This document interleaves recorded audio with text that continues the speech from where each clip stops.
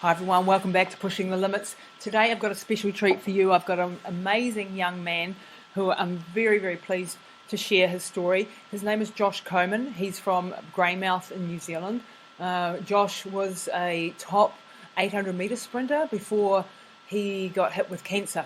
And he tells the story of battling through cancer for the last almost 10 years now. And it's an incredible, absolutely amazing story. So I won't give any more away than that. But you will enjoy the interview, I'm sure. Now, as always, if you want to reach out to me, you can email me, lisa@lisatamati.com, or hit me up on Instagram. I'm very active on Instagram and Facebook. On Instagram, just @lisatamati. And I just wanted to let you know that we've got a weekend running retreat coming up on the 31st of August and the 1st of September. If you feel like joining us for a fantastic weekend to learn everything about running, and this is for absolute beginners right through to experienced runners, you'll all be catered for.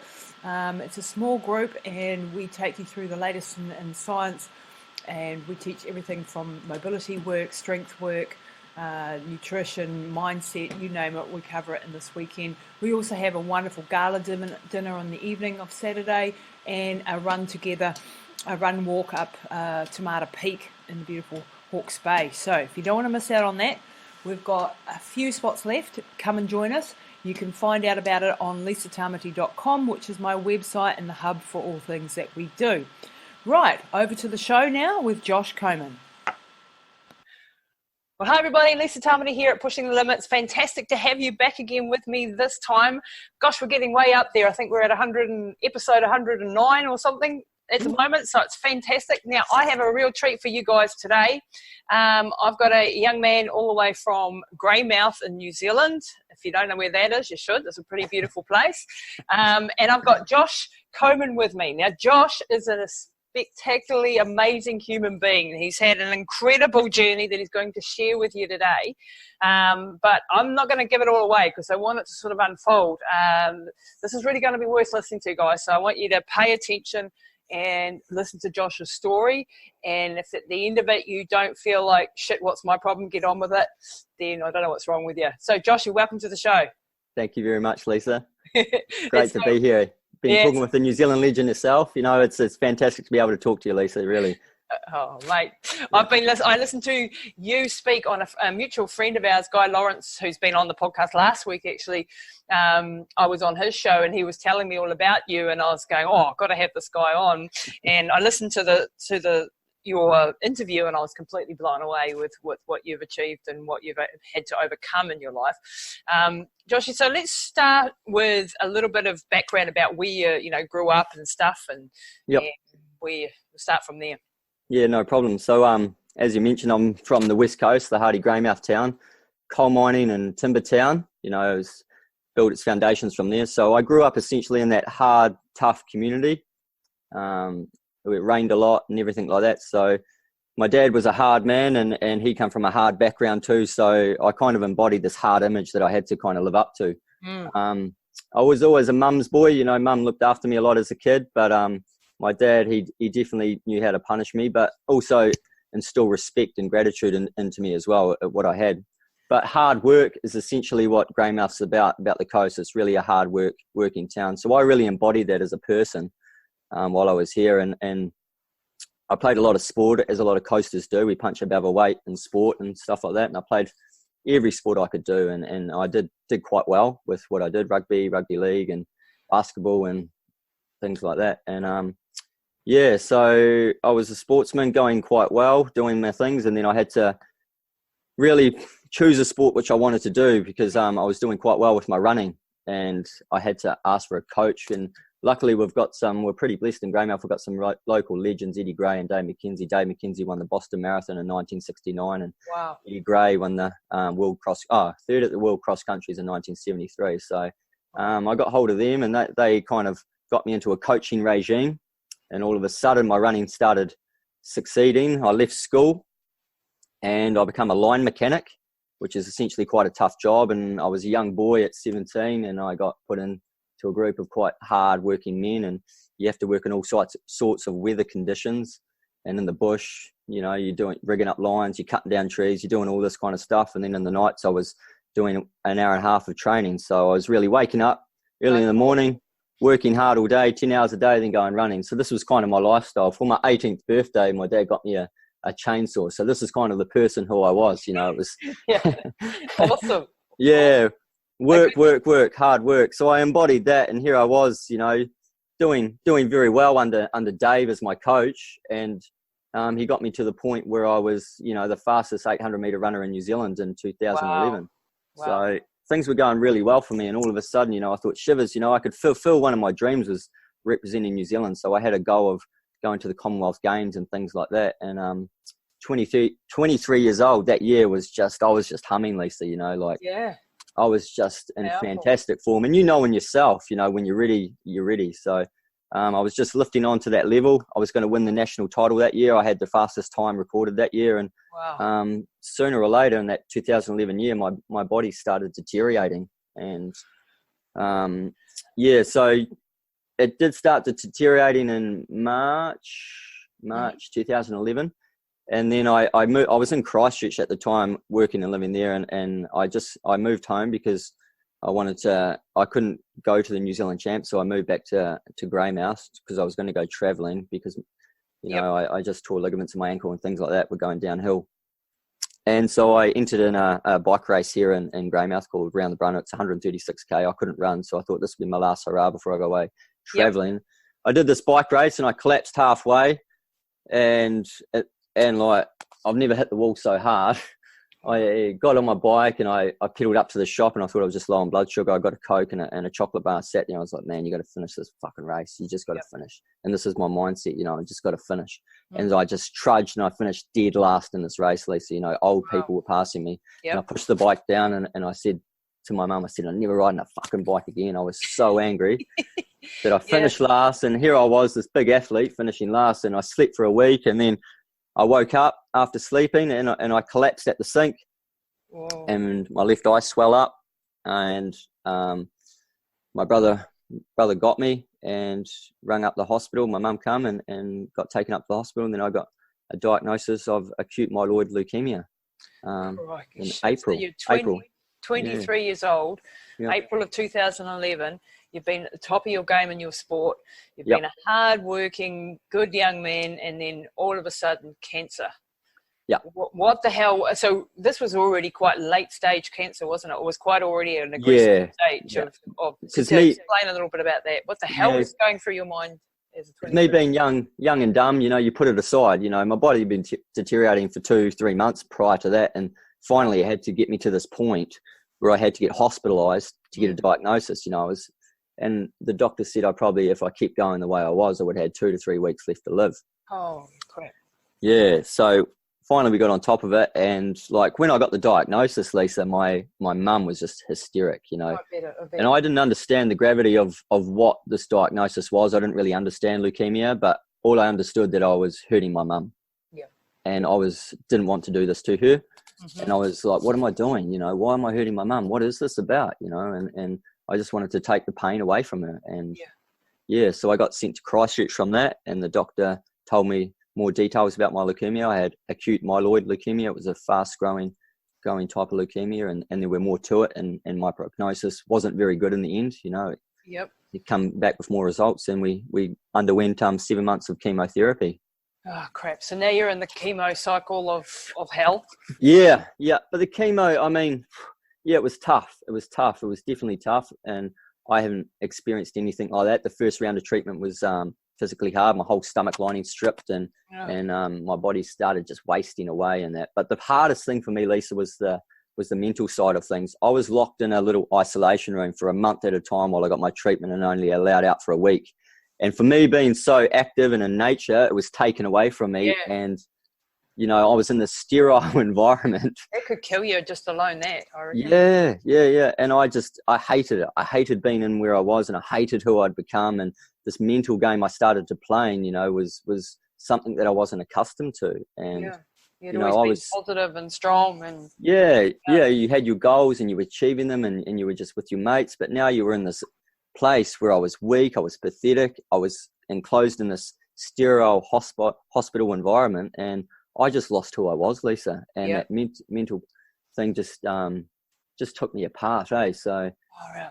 yeah, so yes, we had about 2 months of treatment, and then, as I said, we're allowed out for a week, and I was not in a good space.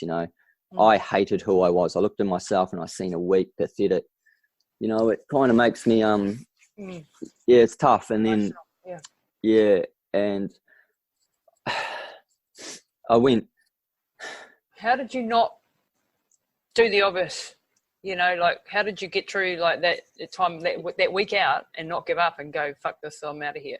Yeah, well, this is the thing. I was out that week, and I was at that point where it always has its low points, as you know, in running, things go, and I lost my mind, and it was just like loser, pathetic, just a bombarding cascade of just negative emotion, and I just thought, fuck it, I'm just taking my life, and I just went over to this balcony, and I thought, we'll just end it. I love jumping off heights, and I love heights, and I thought, let's do this. But then I feel it now as my mum, this bit of wind hit my right side of the face, and I turned my head around, and I saw my mum's cup of tea, and her love just plateaued into my heart, and I just went back, and I cried with hysterics, and I just cried. I can still feel where I put the fingernails in my head, and my bald head through, and I said, just crying hysterically, Lisa, And then finally, me being a strong person, I had to use my strength and ask for help. So that's what I had to do. And luckily in New Zealand, we've got amazing foundations such as Canteen and things like that. And I asked for them, and they hooked me up with a psychologist who's tried to get my thinking back to normal. He's tried to get, well, how the hell do you do that? That's quite a nice, excuse for that bloody phone call. Someone's ringing and I didn't turn the damn phone off, as typical way. No problem. Rings at the crucial moment here.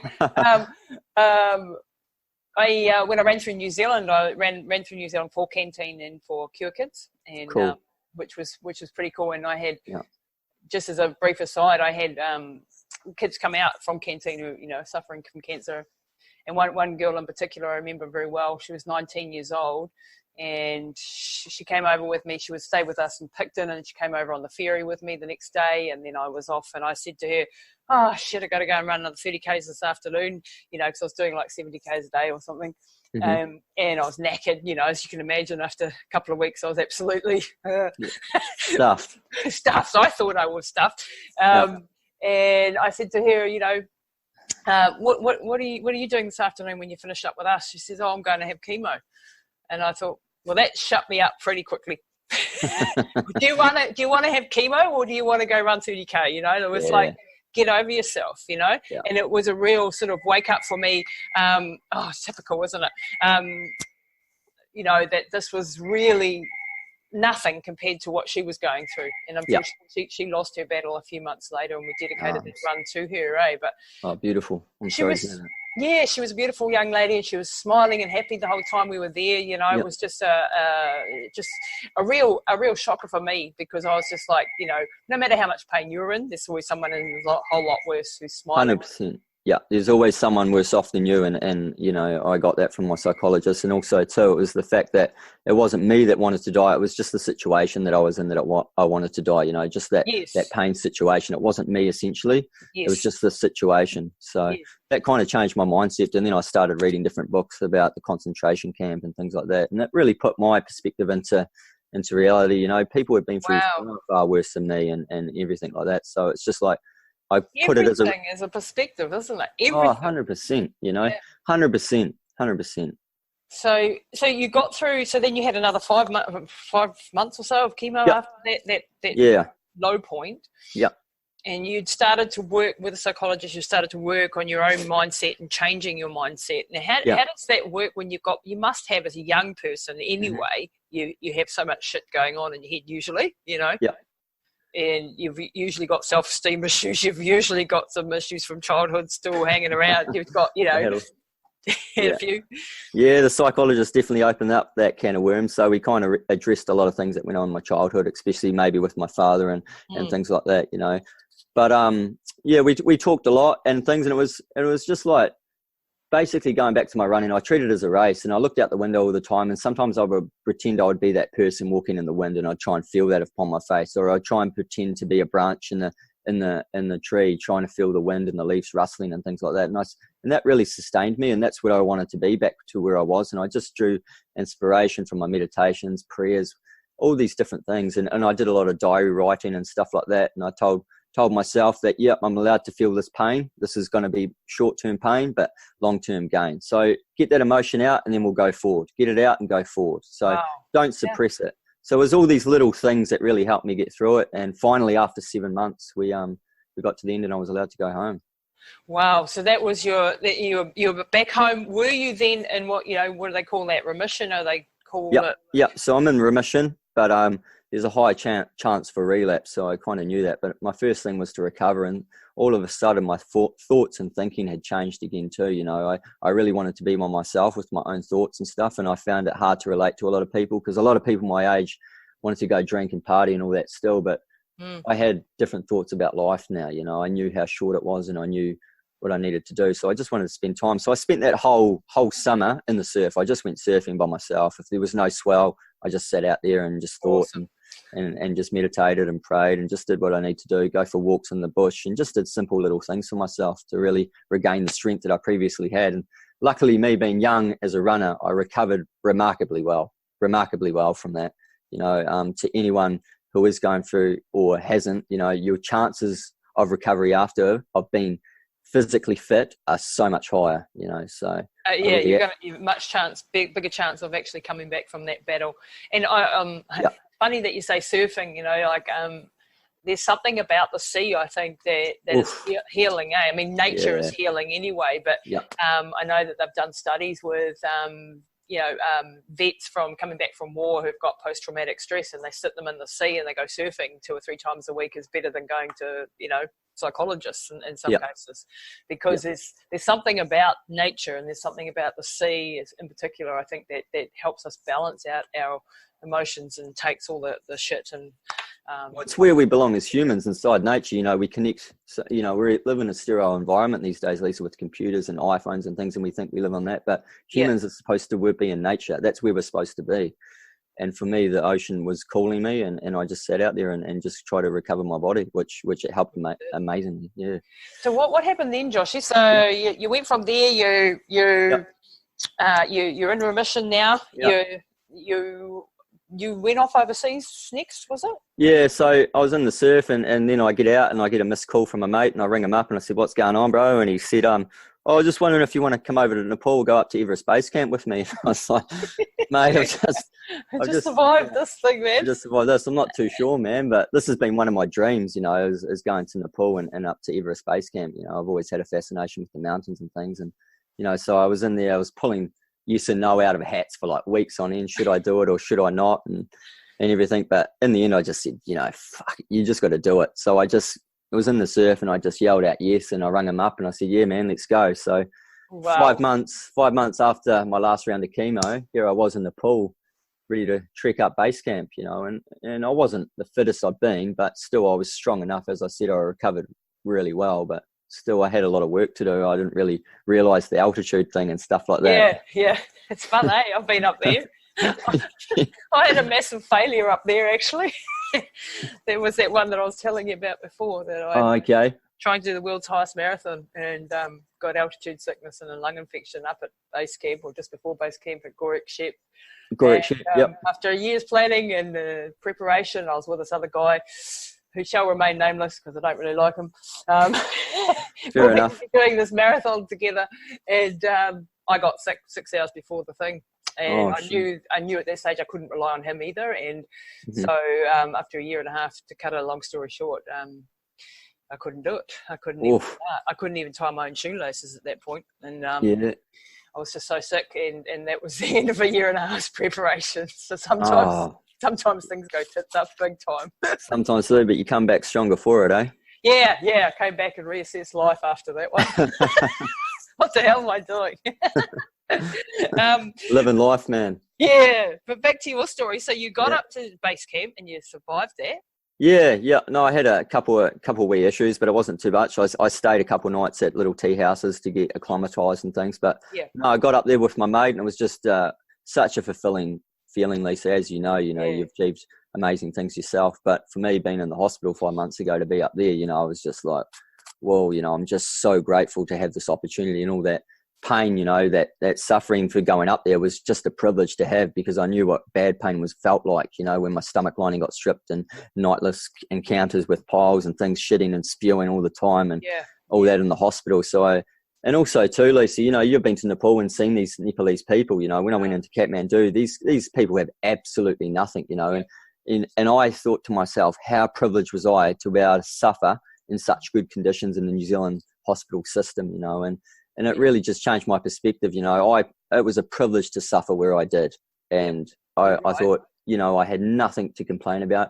These people had nothing at all, but yet they would have these friendly, beautiful smiles on their face. And it just really, really just lifted me up. And I could not walk up there without a smile on my face, you know. I couldn't. No, the people, they're just so resilient and tough. Amazing. What surprised me was just how strong these people were, like carrying our loads, you know, for us tourists, if you like. And they're doing this on a, you know, day-to-day basis, and they're like huge. You see little 13-year-old kids with bloody almost refrigerators on their back, you know. No, I seen one young dude. He did have a chest freezer on his back. Yeah. It's just insane. Insane. And they smile and wave, hello, you know. As if that's everyday normal, and they're in a pair of jandals usually, or exactly. It's just mental, that place. It's absolutely amazing. And the Sherpas are the ones that, you know, the guys that take the guys up the mountains and stuff, up the actual, you know, on the 8,000 is just incredible. Like, I mean, they do so much work for them. I mean, and there's a lot of, there's nothing for them, you know. Like, there's one guy we had there. He'd been up on Everest 21 times. Wow. And he would have been all of 30 or something. Yeah. Just and who does anyone in the world know who this dude is? No one. Nobody. No one. And that rich diamond collector's getting all this status back at home in New York. You know, it's like, man, they're paying people to go up there, and these people just take their bags quietly. You know, and they're just such humble, kind, caring people that. Yeah. You know, that anyone wants to get their life put in perspective, go over to Nepal and have a chat to them. You don't even have to climb up to base camp. You just have a chat to these huge, amazing people. Exactly.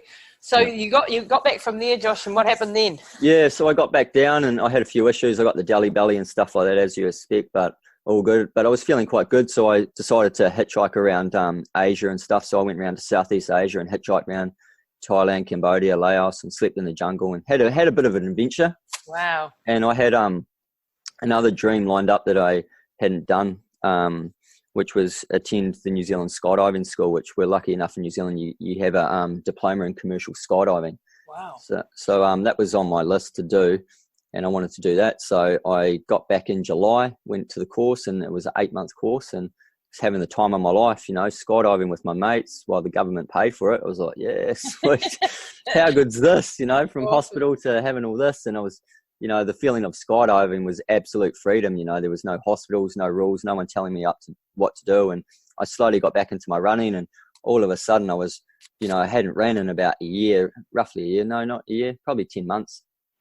And here I was running about 17 minutes for 5K again. You know, it's not fast, but for a person that I was like, you know, and this was my thinking at the time. I thought, man, there must be something in that chemo, because Lance Armstrong, you know, he achieved all these Tour de France's, and the drug scandal hadn't been come out then. I thought, man, that chemo, there's something in it, man, because my homeostasis may have changed. You know, I was really like, I'm going to be faster than before.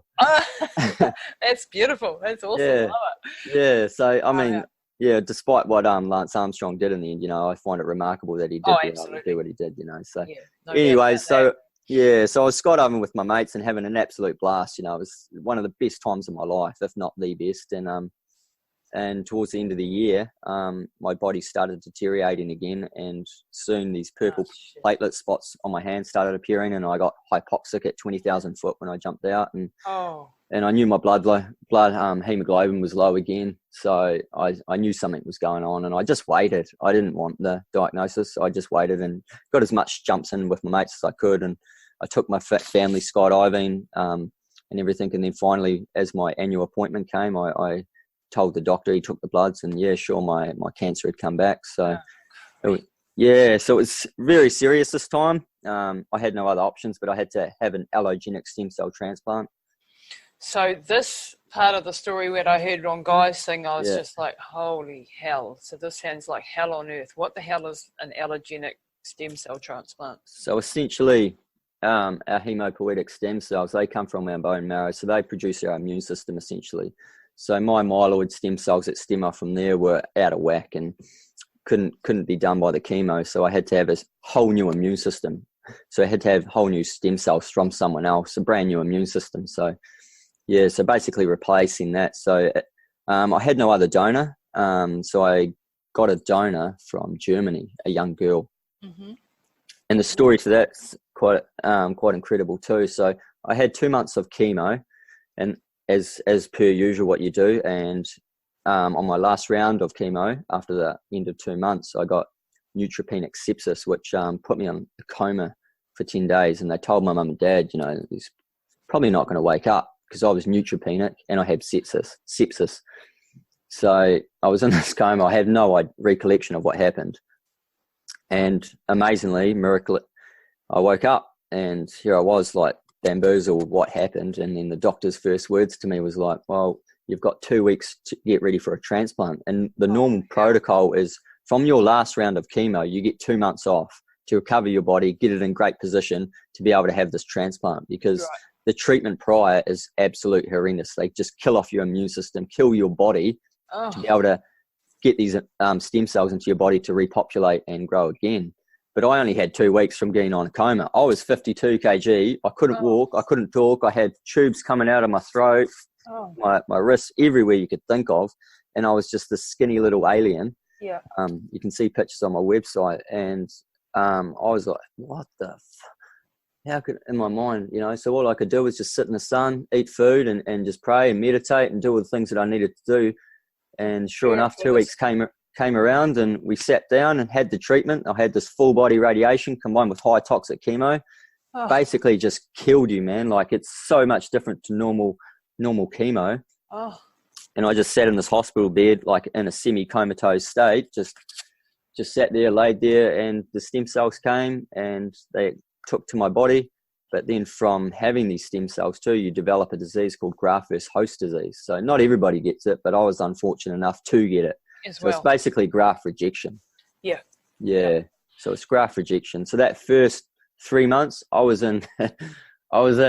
could not eat, couldn't do anything. I was in the semi-coma state, and they had I had everything you could think of putting into me, and I just laid on the bed, shitting myself 20, 30 times a day, spewing up. My body was completely getting rejected. And the only things I can kind of remember was looking outside the window, looking at nature, and then I'd have a quick look, and then my mum putting, this was the highlight of my day, Lisa, was mum bringing up lemonade, and I couldn't swallow it because of my stomach. And I just put it in and hear the bubbles in my mouth. And I tell you, man, it was so much pleasure. Not even taste it, but just that feeling of the snap, crackle, pop, you know, oh man. Yeah. So life was just hell on earth. It was horrible. It was horrible. Yeah. And how did your mum cope through all this, Sage? Oh, she's a resilient woman, my mum. I mean, she wouldn't look it from the outside, but she's been through a lot in her life. I bet, yeah. And she's seen a lot, but, you know, love's the powerful thing, Lisa, as you know. And my mum had a lot of love for me, and she does what she needed to do to help her son. Wow. And she fronted every day, man. Like, she is an absolute champion, you know, an absolute angel. My book is actually dedicated to her. And, you know, without my mum, I know I wouldn't be here today too. So she's been a big help. Man, mums are pretty precious, aren't they? I've got a precious one too that I'm very, very proud of. So we've both got very cool mums, obviously. Yeah. So big shout out to your mum. Say hello from me. I can't imagine going through that as a mum. You know, like that's pretty horrendous. So then you got through this couple of months, is it, in this hospital? Yeah. So 3 months in the isolation room, just no one in, and just the doctors and nurses, a couple of friends now and then, and then I was allowed out, but I had to spend basically that whole year in Christchurch. I had so many complications going back and forth, and too much to talk about. We'll be here all week. Yeah. But I was in and out for a whole year in Christchurch Hospital with chest condition, you know, just all these different things that just arise, and I'd collapse all of a sudden. I had anaphylactic reactions and things like that. You know, immune system that you'd I'm building new antibodies. I don't recognise anything. So so finally I was just a mess. My ex-girlfriend, she was, you know, I collapsed one day and she chucked me on my shoulder because I was so skinny and just ran me over to the hospital. You know, all these little things that happen. You can read about it in my book. But oh man, it was a horrendous time that year.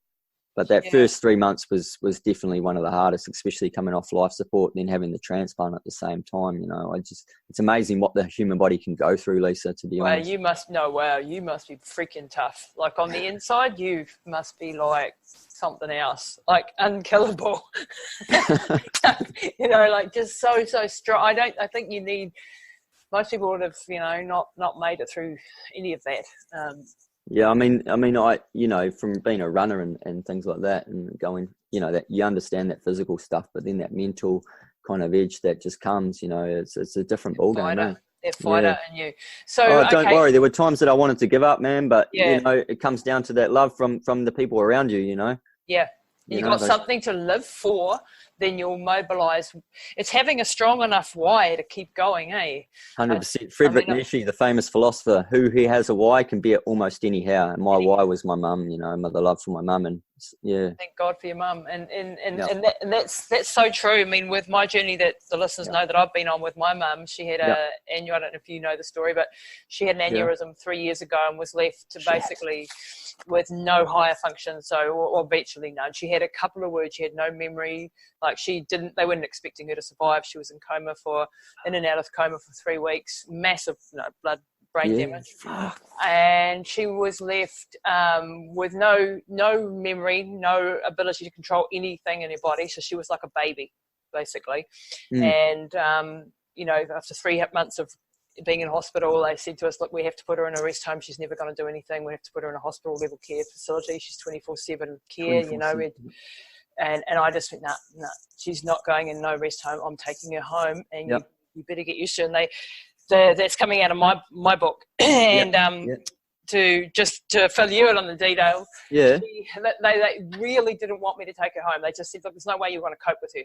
And I brought my 2 books in and I threw them at the social worker, and I said, this is who I fucking am, and I'm not giving up on my mum. Good on you. And you better give me the resources, which was, we wanted caregivers and help with rearranging the house to get her back home and stuff. They still wouldn't do it, and I had to get my brother, who looks like The Rock, and he came up there and he said in no uncertain terms, you better get my sister's asking for, or you're in deep shit. He looks like The Rock, man. You're not saying no. Exactly. And so we got what we needed, which was just caregivers in the morning and the evening. And like you know, like I'll do anything to help my mum. I don't give a shit. But you know, I'm a very nice person most of the time, but when it comes to defending my family, I'll do whatever it takes. Anyway, I got her home, and then we did something called hyperbaric oxygen therapy, which I would like to talk to you about, actually. We can talk about that later. I did a bit of that too. Oh, you did? Okay. And Mum's story, because the listeners will have heard this all before. 3 years later, she's now fully normal again. Far out. That's amazing.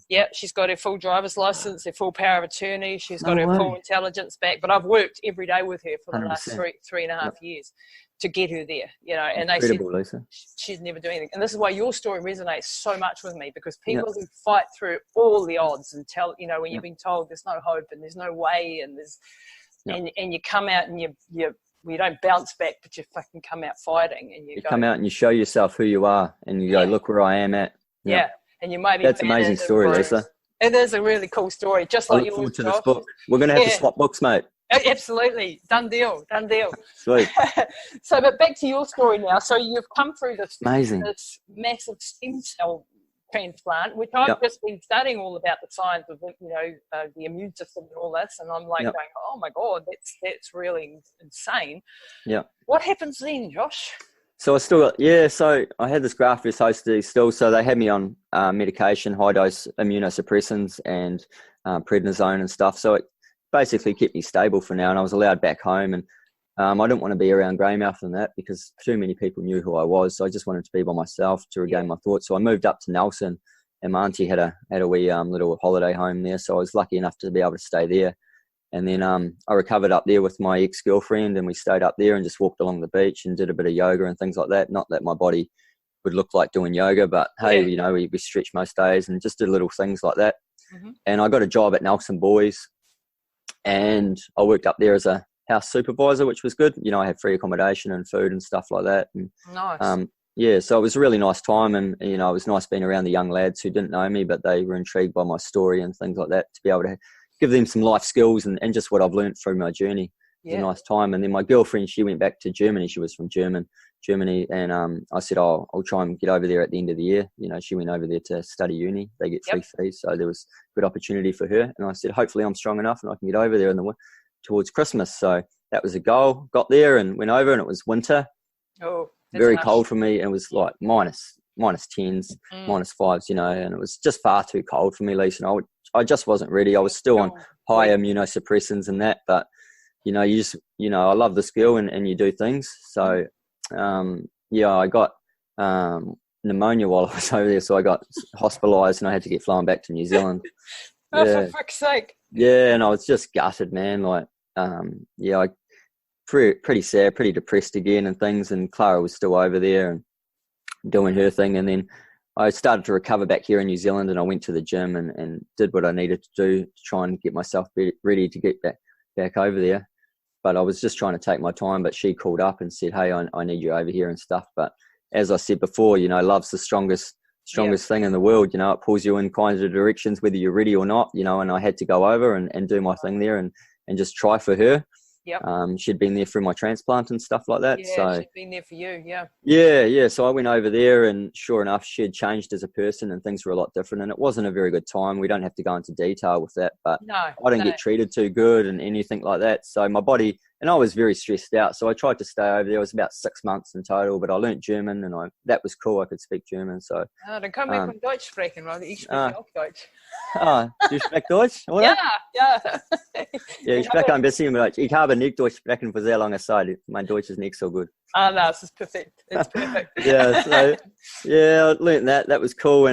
But obviously the stress of being over there really deteriorated my body, and this GVHD, the graft-versus-host disease, had flared up. So we broke up on not the greatest terms, but we left, and I would come back a very depressed, heartbroken man. Yeah. And you know, I the only way I could fill this void, I didn't want to talk to I didn't want to talk to anyone. I was just, no one can understand what I've been through, not even a psychologist, even though they've helped me. And I had this different pain inside me, this broken heart, and I wanted to, the only way I could really help myself was go into nature. So I don't know if you know St. Angeles and the Nelson Lakes.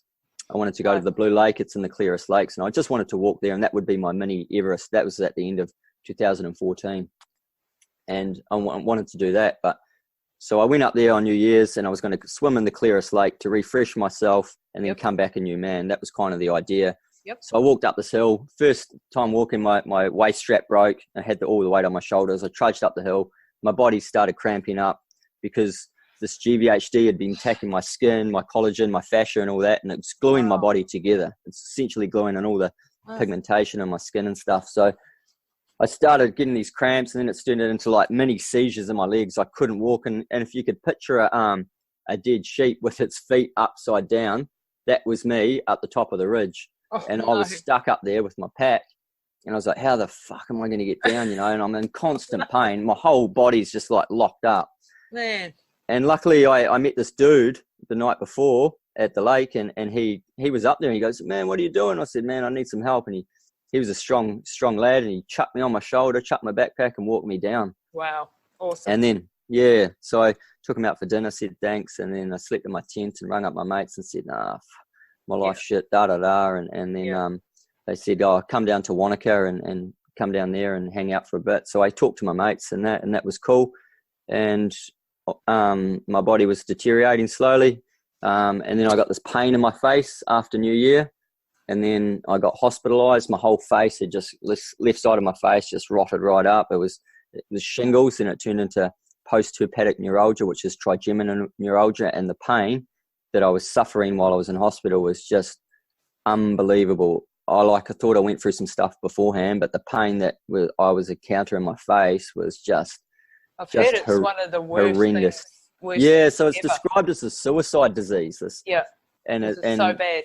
It's so bad. 20% of people who get it take their life. And I was back into Christchurch, and I was just screaming. You know, I was on all the pain medication you could think of. Nothing's working. And finally, they had to send me back up to ICU to get lignocaine, which is an anesthetic, which you get before an operation and things like that, to try and numb this nerve or try and get rid of it. And finally, it worked after the third attempt, and things started going better. But I was just a mess because I've been on so much drugs like ketamine, morphine, lignocaine, fentanyl, everything you can think of, and gabapentin and all that. And I was talking, I talked like this for like 3 months, just talking. Because I had no control of my nervous system. Oh, man. Yeah, so finally the pain subsided, and my GVHD had flared right up, and the normal immunosuppressants and drugs I was taking couldn't control it. So I got sent to Melbourne to get treatment over there for this GVHD to try and kind of get it under control, because it was just killing me, Lisa. It was like my whole body. I'd become like the Tin Man, like off the Wizard of Oz with no oil. I was stuck. I couldn't bend over and touch my knees. I was just my whole shoulders are glued. Everything was glued together, so the collagen fibers, so it's breaking down. Correct. Like aging on steroids. Correct. Exactly like that. Yeah. Wow. And I'll become this old man. My pigmentation had disappeared from my skin and things like that. Wow. And I was just praying this new treatment in Melbourne would really help me out, because things weren't very good at this stage. Jeez, I can't believe what you've been through. It's just like beyond the joke. Like, when do you get a break, man? When do you get a break? Yeah, it's crazy. It's just crazy. I can't even, when I look back, I kind of laugh at it. You just have to, but yeah. But you couldn't write this stuff. You couldn't make it up in a story, No. Bad. Yeah. I mean, even graft-versus-host disease, what even is that, like you have a disease and then you get another disease from it, so. Yeah. So then you were in Australia, didn't you, I think that's when Guy came on the scene and you met, you were going to one of the Wim Hof retreats, is that right? Yeah. You heard about this crazy dude, Wim Hof, who many of you may have heard of. He's an amazing guy, isn't he? Amazing human. Yeah. Amazing man. And you thought maybe this is something for you? Yep, that's correct. So I got to Melbourne and, 6 months started this treatment. Things were going okay, but still I had this problem in my chest, it was going on. They did a lot of checks, but they had said, it's nothing. That's fine, cool. So I carried on. I was in constant pain and stuff like that, but still there was nothing. And I was really into holistic approach, trying the best I could for what I had and everything like that. And as you mentioned before, I was doing this hyperbaric oxygen chamber stuff. Wow. But this was for I seen a lot of stuff about healing nerves and helping the brain and stuff like that. I knew it really wouldn't do much for my GVHD because I couldn't find any scientific papers, but I knew it could help because I couldn't feel the left-hand side of my face. I couldn't feel it. It was all numb from all that damage from the nerve damage. And like after I did 70 hours, I could feel my face now, Wow. Yeah. So the hyperbaric did its job and it helped in certain parts of the problem anyway. Yeah. Oh, 100%. It was great for that. I can feel this left side of my face now, which is awesome. I hope everyone's listening to that because I preach about hyperbaric oxygen therapy as being, mum's saviour. Yeah, Big part of her therapy. So I'm a true believer. I actually opened a clinic here with the hyperbaric chamber, which I've sold now, the company. But people that, if you're suffering from cancer, if you're suffering from heart disease, just go and check it out. Do your research, find out about it. Yep. Do your research, check it out. If it resonates to you, go for it. Yeah, exactly. Yeah. So, okay. So now you hear about this Wim Hof. Wim Hof, and I get into the Wim Hof. I'm doing the Wim Hof method, and then I hear he's in Melbourne. So I'm like, no, I'm going to go see this dude. I've got to go on this retreat. And I'm so excited because this method's really helped me lift me out of this depressed state. I've been doing cold showers and breathing and that. And, I'm feeling good inside myself, and things are changing inside myself mentally. So went down to the retreat and met a couple of great people. Wim comes in, has this great speech. And the next day we wake up and we're doing this ice bath and meditation and that. I'm like, yeah, let's go. So we get in there. There's a whole group of boys. I get into bed, I sleep. And I wake up about maybe 6 a.m. and all of a sudden I'm having a heart attack. You're literally having a heart attack. Yeah. This tingling in my chest turned out to be this heart attack. And then I could not get out of bed. Like I was in so much pain in my chest. And it took me like about 40 minutes to ask for someone to help me. Because I was like, in my mind, I'm going through this meditative state. Come on, man, just relax. You'll get up. It will pass, because I've had so much experience being in pain. Yeah. And like everyone knows there's a difference between having a heart attack and cardiac arrest. You know, it was just restricted blood flow to my heart. I didn't fully go into cardiac arrest. So I was there, and then finally I asked for help. You're trying to psych yourself out of a heart attack. Yeah, correct, Lisa, correct. You know,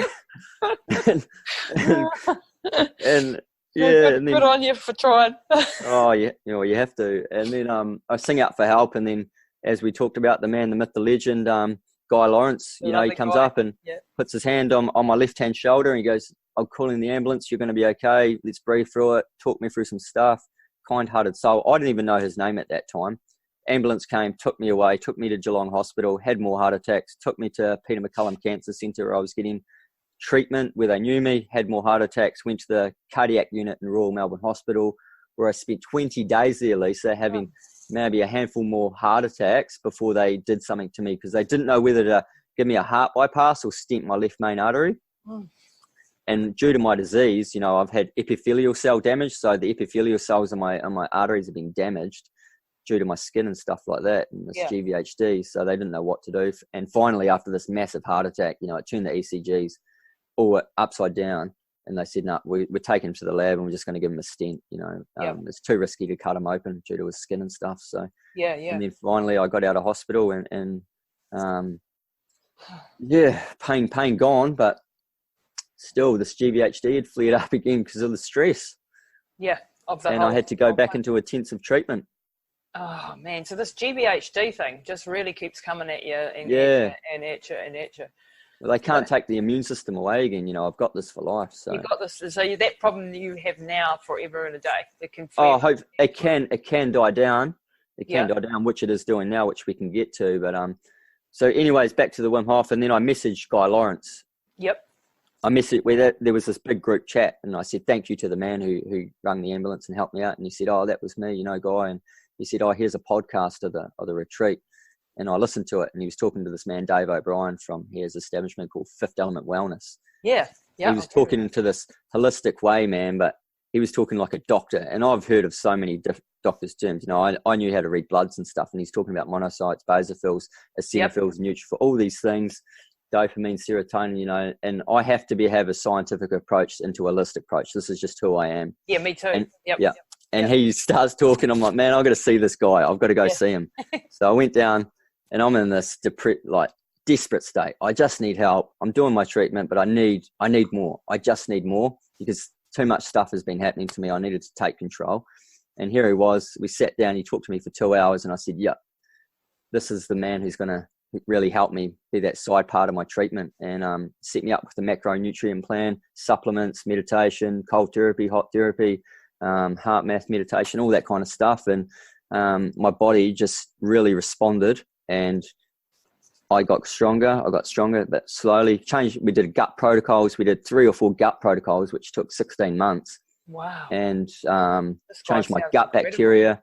Yeah, I had no Bifo or lactobacillus bacteria. Now I've got them, and my body just grew stronger and supplement with my treatment, you know. And you know, so that was nearly 3 years ago. Oh, I've got to meet this Dave guy. Yeah. He sounds awesome. He's a great dude. His knowledge is absolutely incredible when it comes to the gut and hormones and things like that. We've got to get him on the show then. Hook me up. But it'd be a very, very analytical chat, Lisa. Trust me on that, man. Yeah, well, I'll try and keep up. I probably won't be able to, but I'll do my best. I study all the time, all this sort of stuff. I'm trying to jam pack as much information into my head so that I can help other people and help my family. And this whole journey the one we've been on is really do not rely on just allopathic medicine. 100%. You've got to look. I mean, we need it. I mean, obviously you wouldn't be here without it. However, we've got to look at the other sides of things, and we've got to look at the whole mind-body connection stuff. We've got to look at the, the whole holistic approach to things, the gut health, all of that aspects. So big proponent of that as well. No, they go hand in hand together. You know, I'm not demonizing the medical profession. They've done amazing things for me, but they've also done not so good things. But I need to heal that what they can't. You know, so I had to take my initiative and use what I needed to know and be responsible for my health to go get extra help. This is one of the key themes that I try and get across is that people take responsibility for your own health. Yeah. don't, live the whatever lifestyle you think you want to live, not exercising, eating rubbish, doing this and doing that, and then expect a white pill to come along and fix you. The doctor. No, there's no silver bullet, Lisa, and I definitely know that. There's so much stuff that you need inside for yourself to be able to be the best human that you can be.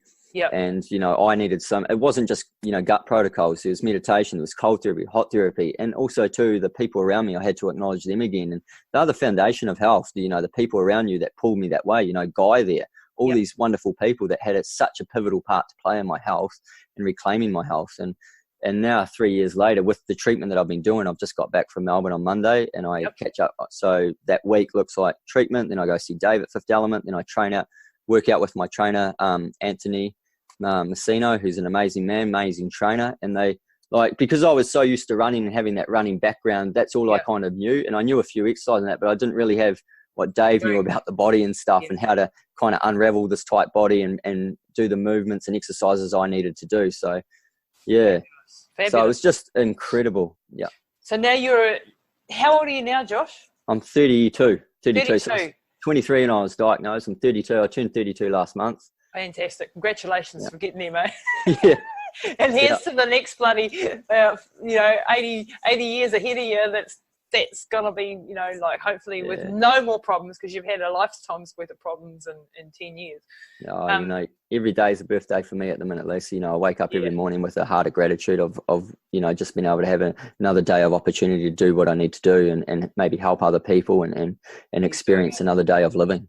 You're doing it, and I think you mean the reason you've been through this, or the way that you're going to turn this into something great, is to do what you're doing, getting your book out there, talking to people so that people can hear your incredible story, so that it gives us perspective on what we are capable of. It gives us perspective of the shit that we think we're going through. Mm-hmm. And it gives us a new way of looking at things, because I'm really a believer that perspective is everything. Like, we can heal our body with a different perspective. We can change the way we see the world. We can be grateful. We can forgive. We can, all of these things is just a matter of shifting our whole perspective on things. And hearing stories like yours, just reminds to me again of, just shifting my perspective a little bit and making me think, it's not that bad. From having a down day, I can think about your story. I can think about, Mum's story and other people, and fight a little harder, be a bit stronger, take on a bit more, So you have a book out, Josh. Tell us about the book. Yep. So I got a book called The Wind at My Back. It's here. There you go. Yep. Wind at My Back. Which so basically, So we're going to swap books. Yeah, definitely. So it just tells the journey that I've been on. So if I can just go back to getting back to Fifth Element, then all of a sudden my health comes back and I'm sitting on a plane. This is the best part of the story. Tell me. It's the best part. I'm a true believer. It sounds cliche in all these stories, but these stories over the years have always replicated this, short-term pain, long-term gain. You got to persevere, you got to continue, you got to be, you just got to keep going. And it's essentially what I did. And finally, I got the gold at the end, and I was on this plane trip to Melbourne for my treatment, and I sat next to this girl, and she was from Switzerland, and I sat down next to her and I said, "Oh, how you going?" And she replied to me, "Oh, good.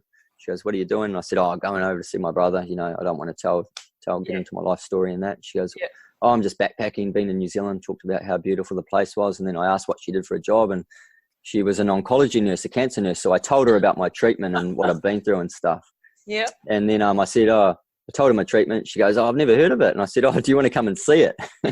And she's like, "Yeah, sure." And I'm like, "Yeah, you sure? You're backpacking and you want to come see a dude get cancer treatment, And I didn't think she'd turn up the next day, but sure enough, she was down at my apartment, and she came with me. And it was the first time ever, Lisa, to this day, I've had over 150 treatments there. The first time ever it's been delayed. It was at 10 a.m. and it got delayed to 1 p.m. So she had the whole morning to talk to me and hang out. Wow.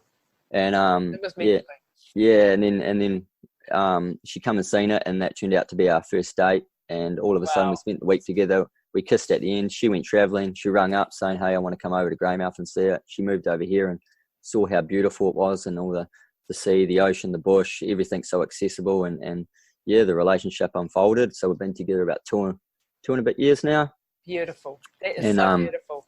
Yeah, we got engaged at the start of the year in April. Oh, lovely. That's up in on Jungfrau in Switzerland, on the top of the mountains up there. Oh, crazy, really? Wow. So you went all over there. Oh, that's such a beautiful story. Yeah, so here I am with Sibs, and like having her, Lisa, I mean, she's been the catalyst to my health, really. I mean, I talk about these other things, but that love factor that we go back to, how you fought for your mum, we do amazing things for love, and love does amazing things for you. And she has just, no doubt, turned my life around, What a beautiful lady, eh? She's absolutely wonderful. She calls me out on my shit. She helps me keep going forward. She's just an amazing human that's just enriched my soul and just made me the person who I am today. And this year, Lisa, has just been an absolute turnaround. I couldn't have dreamt I've been in this position right now, even having a chat to the famous Lisa Tamati, and, it's just crazy what's happened, all these things. I had an interview with Duncan Garner, and, it's cool.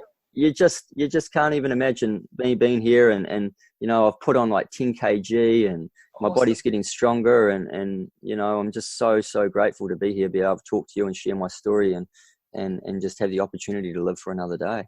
Josh, you've got a huge future ahead of you. I think, to those who have been put through hell, there's a lot of, there's a reason. I do believe there's a reason. Nobody wants to go through shit like this. But, as our friend Guy Lawrence says, no pressure, no diamond. And I think, you have an amazing story that's going to change the world if you can get that story out there massively. So I want everybody who's listening to this podcast to share this story, share this podcast, share Josh's book, buy Josh's book, go in and buy it. Don't borrow it from somebody, buy the bloody thing, because you need to support these people who are doing these sort of things. Because you and I know, Josh, how hard it is to get a bloody book out. Oh, it's tough, Lisa. It's not as tough as what we went through, but hey, it's tough in itself. It's a close second. It's a close second. A close second. People don't realise, oh my God. Oh, maybe if I leave my clothes on the floor and Sybil's telling me off, that's pretty tough too. So no, so people, go out and share the story with as many people as you can.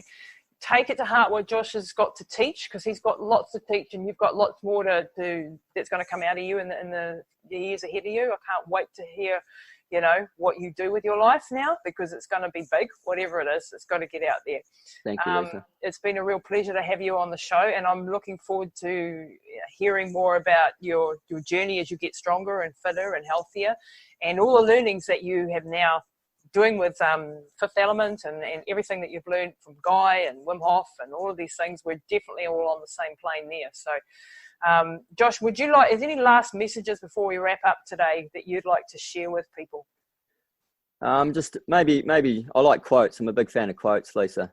So maybe a quote from a great philosopher, Friedrich Nietzsche. To live is to suffer, to survive is to find meaning in the suffering. Beautiful. Love it. So Love it. That would be me. And God bless everybody out there. Thank you for listening. And remember too, it's a privilege to be alive, and we've got every day, every opportunity to come at us, and we can live a year in a day. We can do so much within ourselves. And for me, waking up every day, and it's my responsibility to live the life I've lived, because I know so many people have lost it with what they've been through in that, and it's my responsibility to live the best life that I can do with the opportunities that unfold for me. So thank you, Lisa, for very much for having me. I'm very privileged to talk to you. I seen you on the documentary a while ago, and I thought, man, she's an animal, she's a beast. I'd love to have a chat to her, and here we are having a chat. I'm so totally average, bro. You have no idea. But it's I think one thing that you take away from the show is gratitude and love are the most powerful states of being in. And when you can tap into those, you can heal a lot of hurts, you can overcome a lot of problems, and you can galvanize powers and healing powers within you. And this is why I'm positive for your future as well, is that you've worked through probably a lot of emotional crap that you obviously went through as a young man. Maybe that has had something to do with what you've been through, who knows.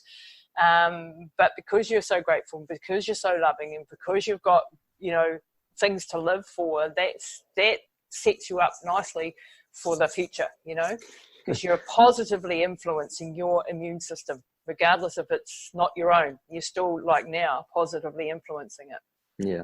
I really believe that. So I'm going to take so many lessons away from today. Thanks, Lisa. Thanks, bro. Thanks for the kind words. This has been awesome. And we will be hearing from you again. I'm going to get you back on in a year, and we'll get you and your young wife on perhaps together, telling us how you're doing. Yeah, that'd be fantastic, Lisa. Thank you very much for having me today. It's been a huge privilege, and keep doing what you're doing and spreading the message. Awesome. Thanks, mate.